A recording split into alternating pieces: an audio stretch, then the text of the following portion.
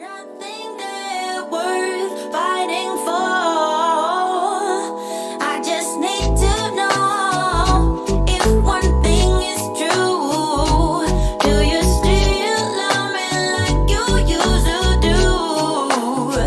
What if they alright? Baby, can we still shine? Tell me that we'll be fine. Are we still in love?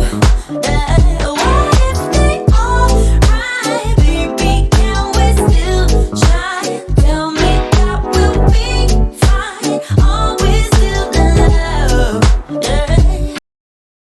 So then that leads me to this one.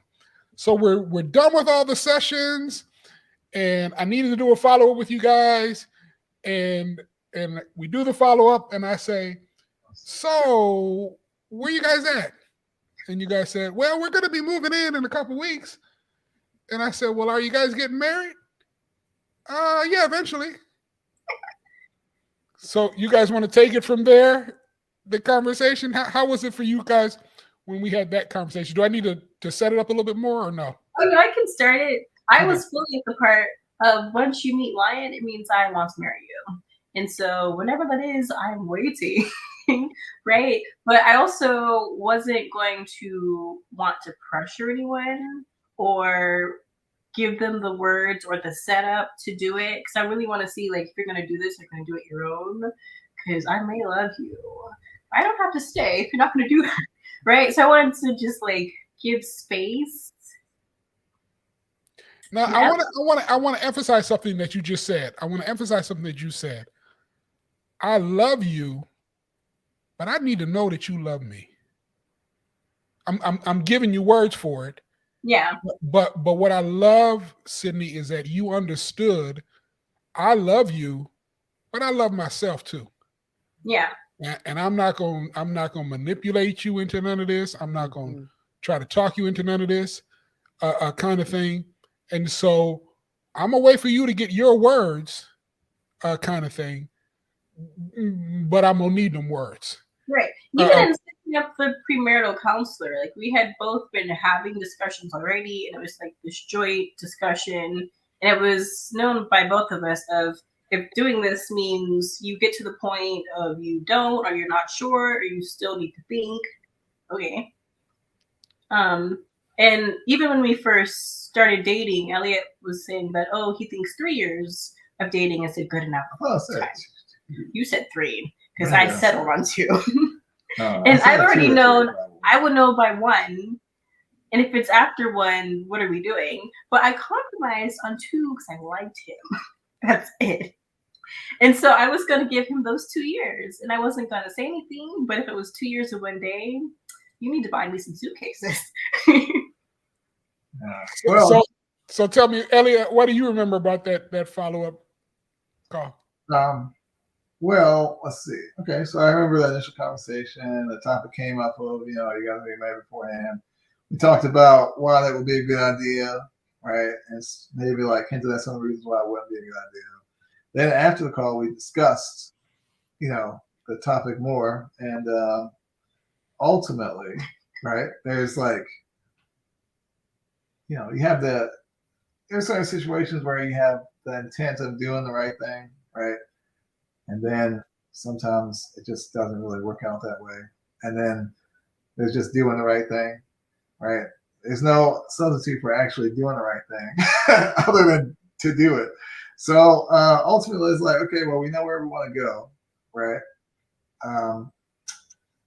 And we know the potential risks. And ultimately, if we're going to end up here doing this before we move in, like the marriage part, is ultimately the best option. So basically, we ended up, so we decided to go ahead and do it. So then we messaged you. I don't know how long it was, and then and now we're here. Yeah, it was so funny because, and you guys correct me at any time, but it's just like Sydney said, she was intentional about not trying to pressure, but Elliott was in his mind making plans. He was, okay, what's the engagement look like? Do I got the right ring? Okay, she's going to need a certain amount of time to do the wedding, right? But by the time we got done with the sessions before you guys had actually moved in. Separately, in both of your minds, you guys were getting married. There was no more doubt about that. Was that right? Am I right about that? I didn't doubt that he wasn't going to. I just thought he was taking too long. Right. So was there any doubt that you were going to marry her, Elliott? No, okay. So for me, right, if it seems like there's a certain plan or there's like a set steps. Yeah, something like that, like seemingly agreed upon, then I'll plan around that. So if let's say, for example, like we're talking like, 2 years, I feel like it's a good time, to get married, whatever, right? Like if that's what and she was like, oh, she agreed to that, then I'm like, okay, well, 2 years we're gonna get married, right? So then it's like, oh, well, I got time to do this, I got time to do that, I can do that, right? But then, but 2 years was my max, and he made it it. But right. He's like, okay, that's my finish line. Okay. Hold on. Here's the thing, though. I wasn't actually like thinking like, okay, exactly 2 years from now, what I was going to do before we had the conversation was probably realistically do something probably about 6 months from now, right? Yeah. So, also, there's a couple of things that you kind of like sparked some things I wanted to say. Good. But I'll wait until we're done. Yeah, listen, if you want to share, we can share. There's no rhyme or reason to it, because the next thing that I want to kind of is kind of talk about the wedding day and all that kind of good stuff. But Ellie, what sparked for you? Oh, well, there's a few things. Actually, probably 5 things. But I didn't want to interrupt you while you're talking. But I will say this, and I think this is important. Can I say the thing? I don't know what it is. The agreement. I don't know what it is. is. Well, I'm gonna say, okay. You can say if you don't want it in the video. Listen, whatever you're gonna say, if either of you are uncomfortable with, we can edit it out, kind of thing. It's not a big deal, I don't think. Anyway. I think more than likely I would say something he's uncomfortable with, and he's uncomfortable with. So I'm like, whatever. I think it's important to note, okay, that this was like a celibate thing, right? Oh yeah. But more also noteworthy for myself, like I was a virgin beforehand, so yeah, so it's not something. And I wasn't going to say anything unless you guys brought it up. But, but, no, I think what? But here's why that's significant. No.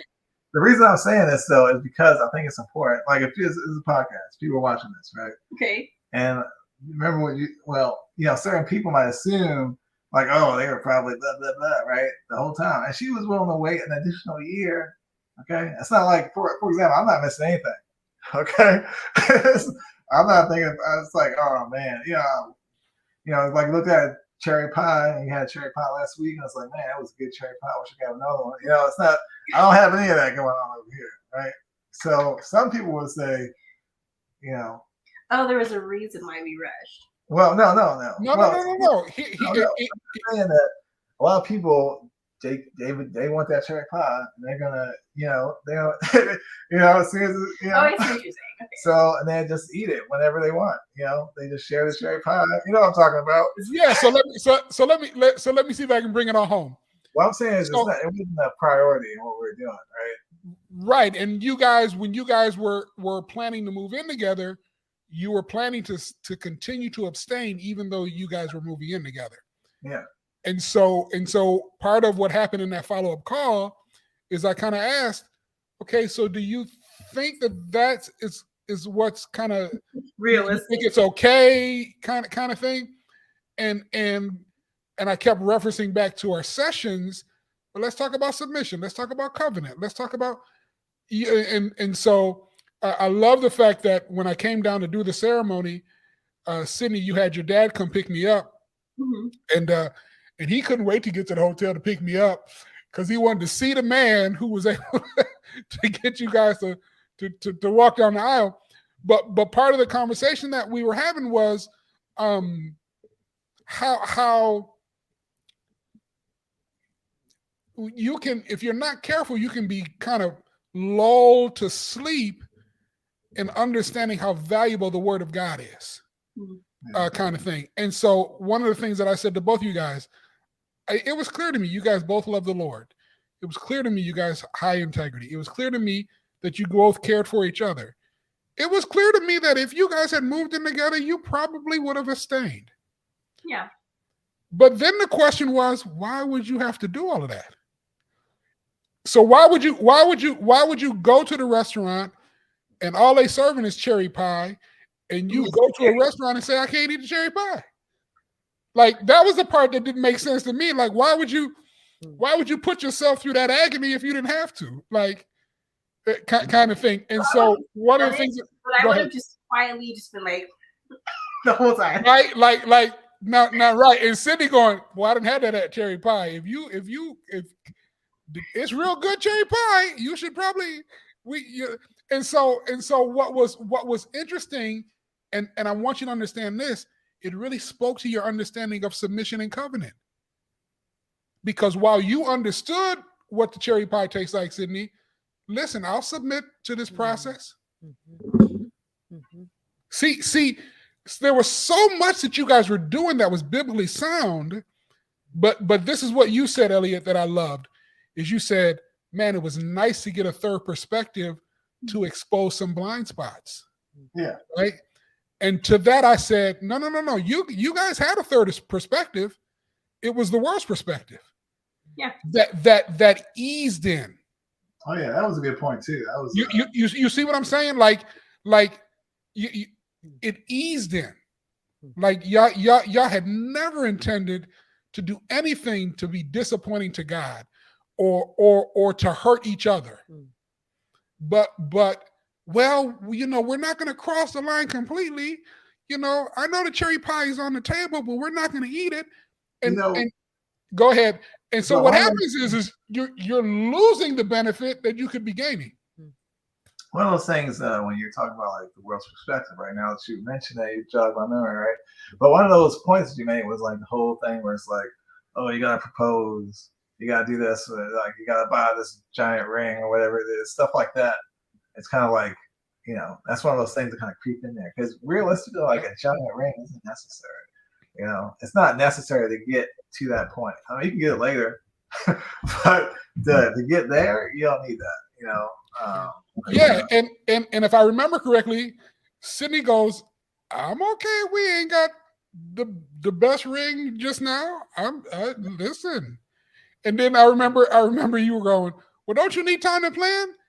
Sydney was like, "I can get it done." I would say I have been like a typical girl all my life. Okay, so I planned my wedding in completion on Pinterest at least 6 times. Wow. In different ways. Okay, I can do this in 2 days. I'll be stressed, but it will happen.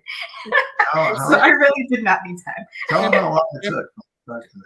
Oh yeah, so it was a month.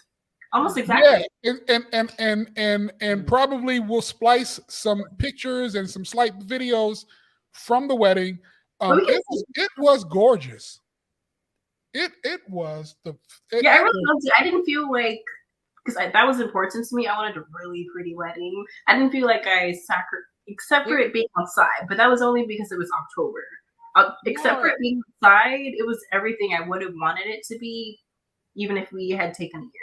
Yeah, no. I thought the wedding. I saw pictures and I was like the venue. I was like the venue was fabulous, and it's just wonderful how God works.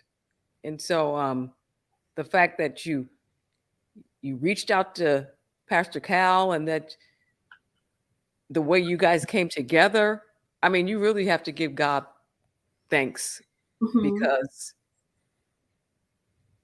he was awesome how he moved in the midst of others. So on several reasons, like even before I met him in person, I was thinking, okay, if I'm going to do this celibacy thing, which is going to be super hard. She actually brought that up. Like I need a person who wants to do that on their own without me bringing it up. Because should I be able to do this on my own? Yeah, but it's not realistic all the time. I don't know yet. So like I need this to be a joint decision. And on that first day, he was like, oh yeah, blah, blah, blah. And I'm like, no, you asked, you brought the subject up. I brought the subject up, but not that was one of them 200 questions I need to know right now. Like he didn't when he said whatever he said, he didn't even know I was waiting. And I did that on purpose, just to kind of see where he was without him being able to formulate something based on what he thought I wanted. So that was important. And also I would like to point out that yes, it was a godly decision, but I also had worldly experience. So it's not like I just blindly said, okay, I'll wait and who knows what this will be like. It's like there's other ways to have intimacy. And by far, Elliott was like the best without sex. So it's like, I can wait. Will I like it? No.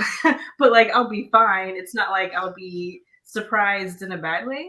So now I don't know if I told you this, but this whole second season, I'm focusing on arousal, attraction, and attachment.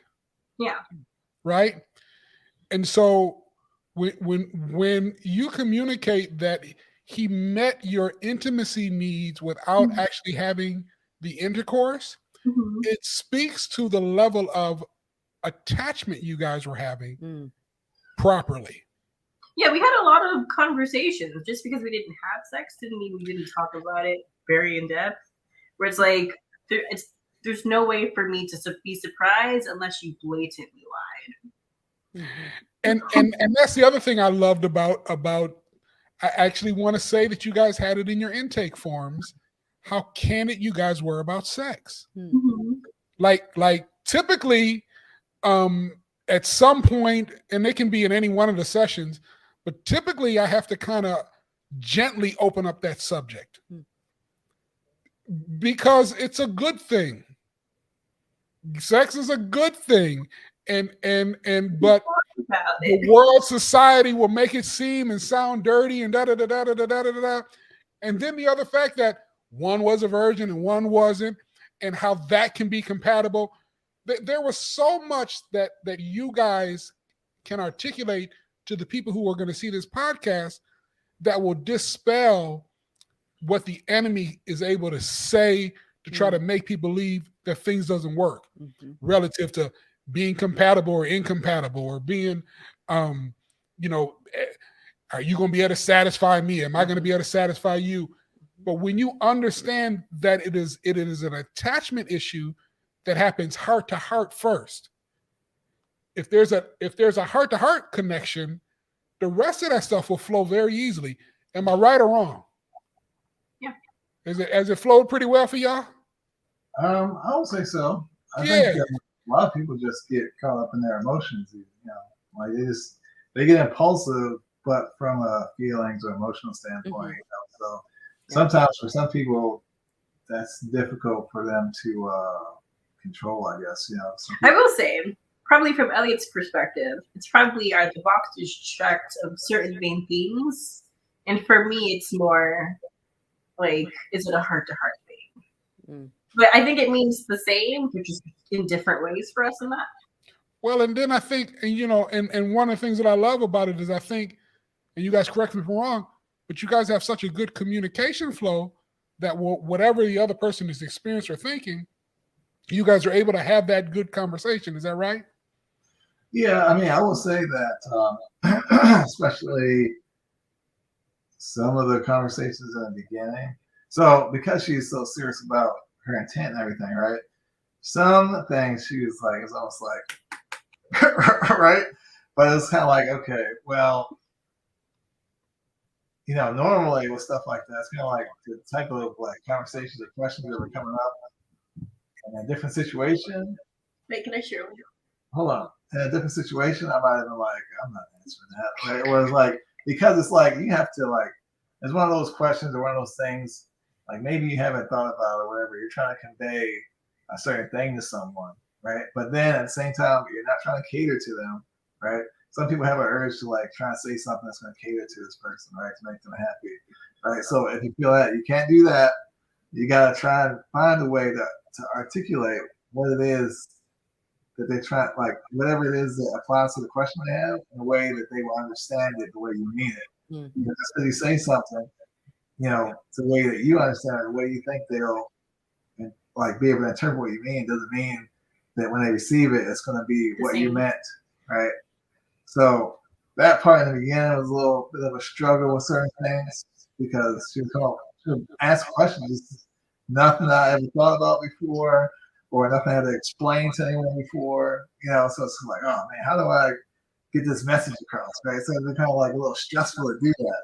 But but like, I mean, part of it was I was making it hard on purpose because sometimes I would just put things like, this is what I want. If you don't want it, you can leave. Oh, well, and that's not the easiest to have a conversation with. It's not like I was blocking the conversation or not letting him have an opinion. It's just because I knew he's so himself. If he would have said he doesn't want it, and then that would have been fine. And it's also just like, what are you going to do with me doing that? There's one funny thing that I thought about when she just said that. Because on the first day, we were eating, right? She just looks, she was like, if you don't want to deal with like a single parent, you might as well just leave now or something like that. Something along those lines. I can't remember what I said. But like, I said it nice. Yeah, but like basically like the vibe was just like, listen, this is what the deal is. Get out if you don't like it. I love it. I love it. So now here's what we're going to do. We're going to take one quick break, and then we're going to talk about, tell me about this story. Tell me the story. Oh, yeah. So however we left off. So this was the same day where he got in the car weird. It's like, okay, this is weird day in the car. Got it. Right. So clearly I have to test him more, right? So we get to the restaurant and it was like, what's something that's just really gonna like push him to an edge? Like, yeah, you're here, or no, you're not, right? And so it was kids. Do you want kids? And I had already asked him, but he said, I'm warm about it. I could not, but that doesn't tell me much because I've had a kid that wasn't planned, and it's like, I'm gonna have another kid. I want you to like really be excited about it, right? Mm-hmm. And I definitely wanted another one. And so I was just really pushing him like, no, but seriously, do you want a kid? Yes or no? Because if I do this, I'm definitely not having kids after 32. So that means we would have to be together this year, and then I would have to be pregnant then. And what are you doing? Because I'm not going to be nauseous and working. Like, do you want a kid in the next 2 years? Because if we're doing this, that's what that means, right? He's like, well, whatever he said, he just kind of said it. And I'm like, but you didn't give me details, right? He's like, no, but I kind of just want to eat now. And then the way he just shut me down in the moment was like, I said it, I'm not going to repeat it. You take it. And it was just this moment of like, oh man, normally I kind of get my way in this moment. Where it's like, you use your womanly wiles to like kind of edge or like push a guy in a certain direction. And I can do that. I was like, oh, that's kind of hot, but darn it, I didn't get my answer. But I guess you can answer it. It's not how I wanted it. So, okay, because you answered the question I was getting ready to ask. Was that an attractive thing, or was that something that detracted you? But so tell me, in your words, it was hot. What made it hot?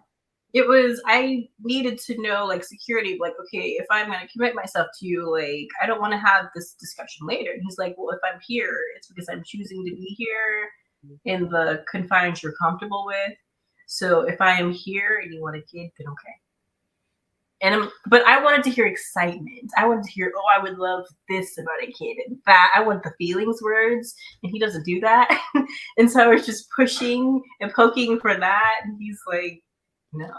Well, and let me say this, Sydney. One of the things that can always grow and develop and improve is the feely kind of words.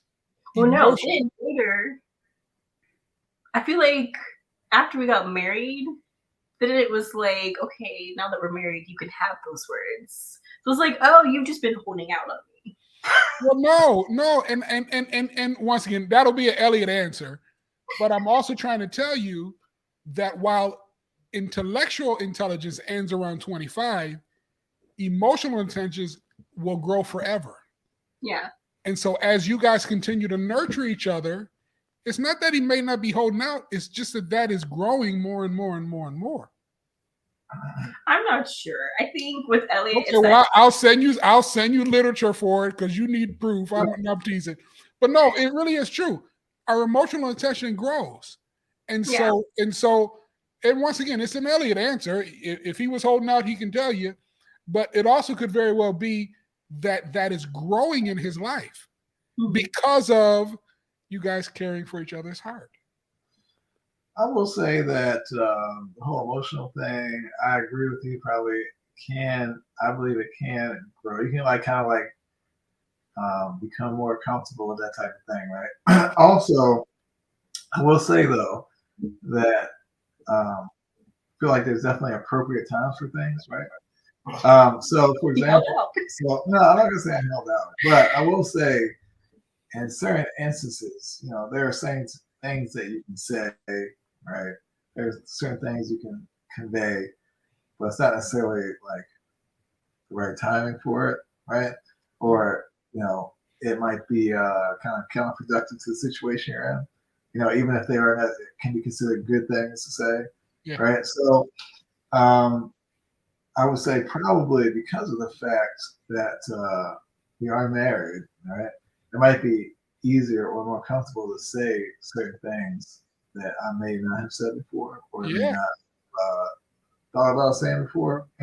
So I wouldn't necessarily say I was holding out, but I will say that there are times when certain things probably shouldn't be said. Not necessarily because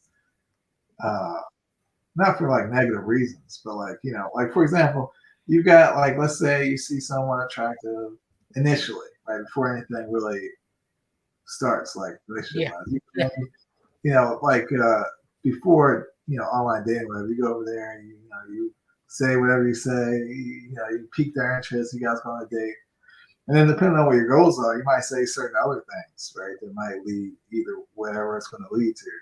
But sometimes you can say those things, but if you're not going to go down certain pathways, it's not really a need to say those things. You know what I mean? Man, this kid.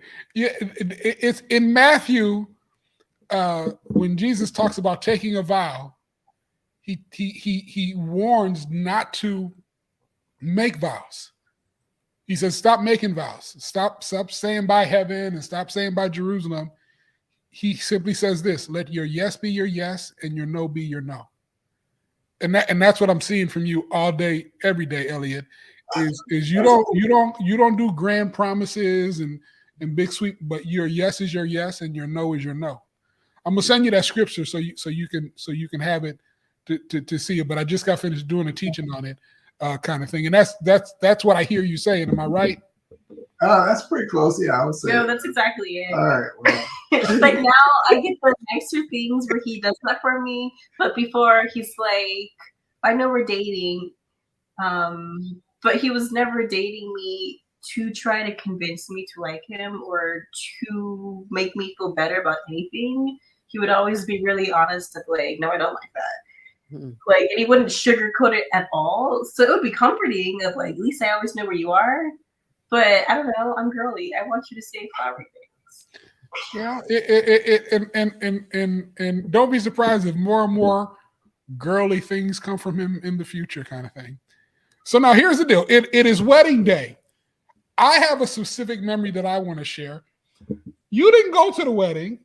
I don't know if you have any thoughts in terms of anything that you've seen to this point, but I'll start with what impression or what I was feeling on the wedding day. And then I want you guys to share one or two things that you guys were feeling on the wedding day. And I think I told you guys this part, but it was really weird for me because I had spent all this time with you guys online. Yeah, not in real life. And I had known you guys like pretty deeply in a very short amount of time, but I had never physically seen you.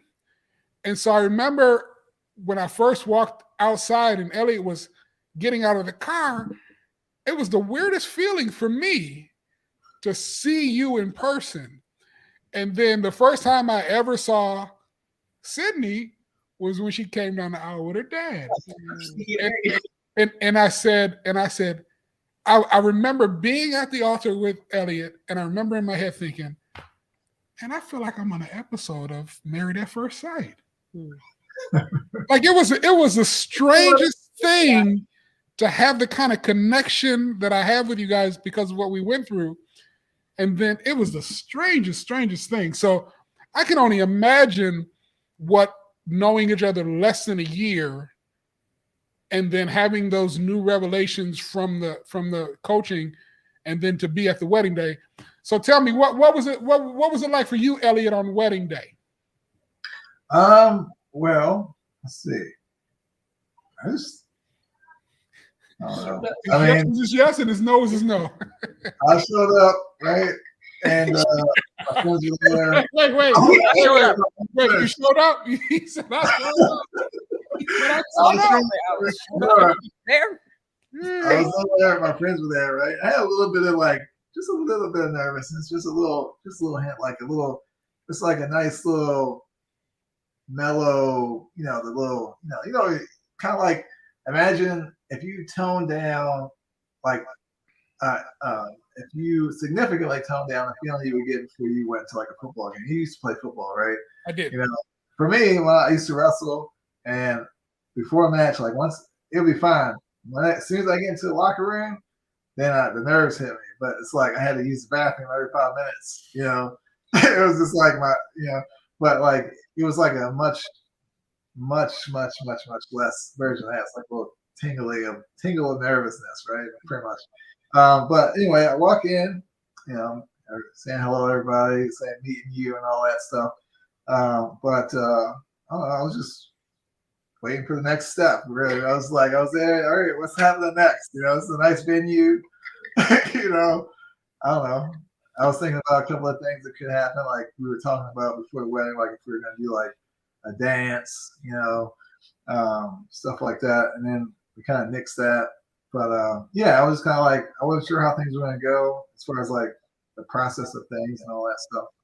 And so I was just there, going with the flow basically at that point. Felt pretty good. That was fun. Good deal. How about you, Sydney? Yeah, so I also had a tinge of married at first sightness because I planned the wedding exactly how I wanted. But part of that was I had to move. I was ending a job, moving all my kids, administrative, school and medical history stuff to a different state. So I was really busy. So I found a outdoor luxury picnic business where I loved their aesthetic. And I really liked her. I found a photographer who I really liked. So I'm like, well, here's a whole bunch of unnecessary details about what I like. Let's make sure you're competent. I can trust your style. Cool. Here's a few details. But other than that, I'm going to show up and just love whatever you do. And so I paid them well for that. And then I kind of just showed up and walked in like, this is nice. Yeah, it was very nice. Whose wedding is this? So now tell me, in terms of the ceremony. In terms of the ceremony, the most prominent part I remember is just Elliott's demeanor of just really set and content in his I guess decision to be there. Mm-hmm. It wasn't like he had a certain mannerism about it. It was just you could tell. And so that was nice. I was like, okay, good. There's no nervousness yeah. Of oh, I don't know or anything. Yeah. So that was nice. And then you were there, and that was more of I haven't met you in person, but hi IRL, So very, very good. How about you ceremony wise, Elliott? So anyway, so we're there, we're all set up. You're like, okay, you need to stand here, blah, blah, blah. Okay, I'm standing here, right? I didn't know how it was going to go, right? I didn't know about, So anyway, I'm waiting. I'm thinking to myself, I wonder, I was wondering if she was going to cry or not, right? I was just wondering, just how things were going to go. She comes up, right? And then initially at the beginning, I saw her face and I was like, oh yeah, she's definitely going to cry, right? But then I think what happened was because of the speech you were giving was long enough to where she kind of regained her composure, I guess, for whatever reason. And I was like, okay, well, she's not going to cry. But then, so basically, a good portion of the thought was, is she going to cry? And I was like, I wonder if I'm going to cry. I'm a crier, but I'm normally a private crier unless I'm overwhelmed in a certain way. And because I was good with the decision, I wasn't overwhelmed enough to cry in public. That makes sense. Yeah, and then I was wondering the speech. I thought the speech was pretty good, but also to be honest, I was also wondering, like, I wonder how long this speech is going to be. You know, but You're talking about the way I did the ceremony, how long I was going to do the ceremony? yeah, I was wondering like how long the speech part was going to be, and then yeah, that was pretty much it. After it was over, I just had a good time, and had a little, social time with everybody, Well, now I gotta ask, did I take too long? I don't think it was too long. I think it was just like, listen, Elliott, you might not notice, Sydney gave me a time frame. I did. Yeah, I know. And I was inside the time frame. I stayed inside the time frame. I have 20 minutes because I have a playlist. Yeah. Yep, I was inside the time frame, time list. But from the ceremony standpoint, for me, I try to make the ceremonies personal to the couples. Yeah, I did like the speech. I loved the how you officiated the ceremony. I think it really fit us, and it just was like nice to have someone who knew us. So it definitely made the whole wedding special. Well, obviously, Elliott makes it special, but I felt like if we got married next to a rock, we would still be the same, So to make the whole pomp and circumstance around it was really nice. Yeah.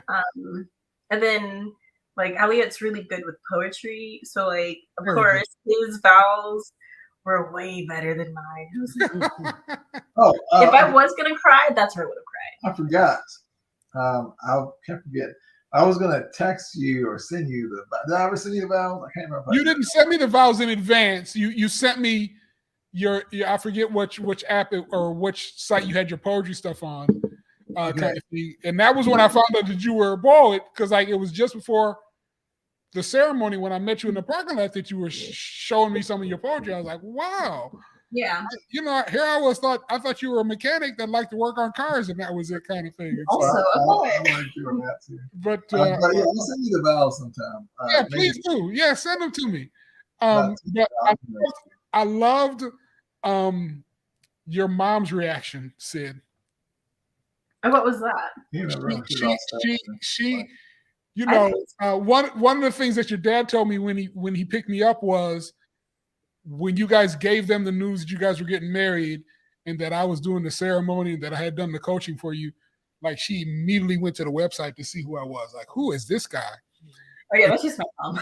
And she was amazed because she was like, you two could look like you're brothers, like your dad and I looked very similar, kind of thing. But the other thing that I remember is she was sitting there, and it's typically true with most of the weddings that I do. The mother of the bride is always kind of like, okay, I need the approval. And I can't remember at what portion of the ceremony she sat there kind of like this, and then she did this. And I knew I was in, and so we were good with it. And then your mom was just adorable, Elliott, kind of thing. And so once again, when I think about the fact that you guys just met me, and then at that wedding, your parents were there, your siblings were there, your childhood friend was there, Elliott. Yeah, he gave the best man speech. Man. Listen, I was ready to give my card. I was proud, and all of the men were crying. Yeah, I was ready to give my card. I was like, where did this guy come from? And so anybody who had walked into that ceremony, they would have never have guessed that we just met and that you two had just met less than a year ago. Never. And I want to make sure that that's said because my wife and I dated for 7 years before we got married, but that was because we were 17 when we started. Yeah. And so for people who are looking to get married, it doesn't take long. It just takes proper understanding. The next October. Say it again. Like we met August 3rd, and it was just the next October. Yeah. And so it's about having the proper understanding that will set you up for eternity kind of thing. So it's been good. I am so glad we finally got a chance to do this episode.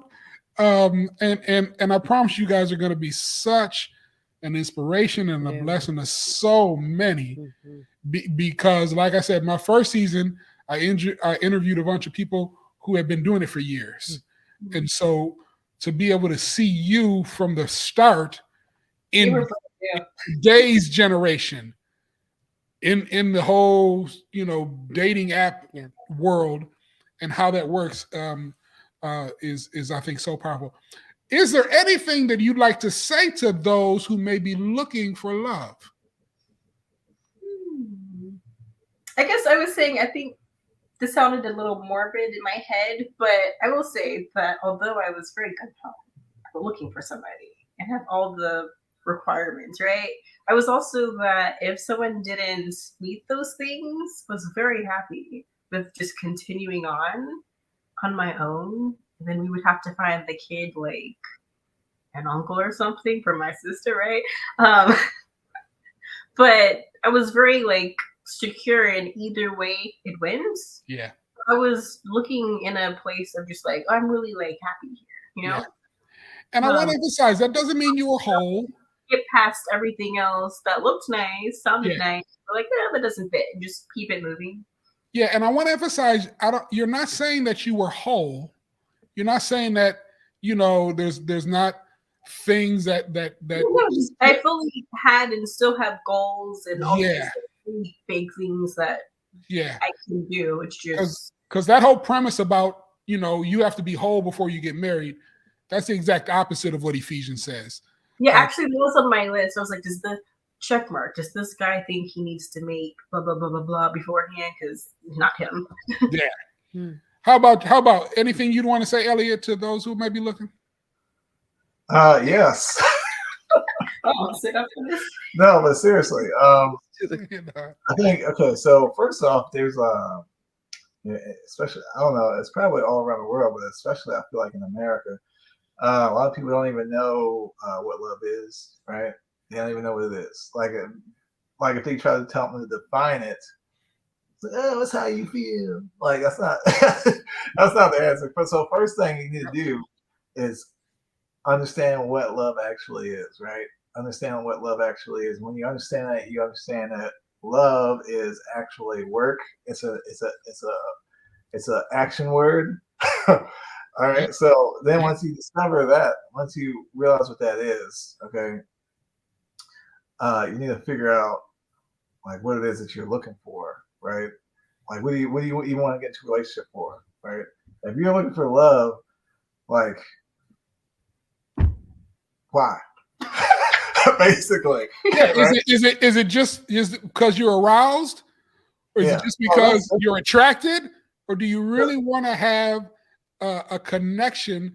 Like you say, understanding what love is, and it's not about what 90% of what the world would probably conclude it to be. So the way that most people, or the way a lot of people will describe love, would be more accurately described as lust, right? So the feelings, the urges, the impulses, that's all lustful stuff, right? That's totally different. That is more of an emotional impulse, right? Or like a feelings impulse type thing. Also, once you understand what it is and you figure out like why, what you're looking for, or whatever your goal is in that, then you need to be able to find someone who is on the same page, right? Don't try to change anybody, right? Everybody, like, too many people make that mistake, right? People say that women do that all the time, but I think men probably do it too, just in a different way. Absolutely. But instead, like, don't try to change anybody. You need to find somebody who at least has that foundation, right? So if they have that foundation, they understand the potential work that's involved, then you kind of got to come to the conclusion that both of you are worth doing the work for, and then move forward. Right? Boy, somebody done taught you well. Who you been? Okay, can I just say, I feel like there's an emphasis on the word work, and yes, it is work. It's a lot of work. Right. And wait. And I think there's like this, I don't know if it's a misconception, because I think it changes on people, but I feel like for us, it honestly doesn't feel like work. Like, it's not hard for us. It's very easy. And like, you keep asking us like, oh, how's like the newlyweds? And I'm like, the same. Like nothing has changed. Y'all make it easy to interview. Y'all make it easy to interview because I say, we say this all the time. Find something you love to do, and you'll never work another day in your life. Like Elliott's very serious in that, like he works at it, but like in him saying he works at it, it's like he's a hobbyist who has a Mustang, and so he works on the Mustang. Right. But like he likes his Mustang, he likes doing the things to keep the Mustang up. So when he works on his car, it's because he wanted to on a Saturday when he felt like it. It just so happens that he wants to be married to me forever. That's what I was going to say. It's the want that doesn't make it feel like it's work. Because if you want to do it, it's a passion. It's what you enjoy. Right. It's and I guess the loyalty comes into you do it anyways, even when you don't want to.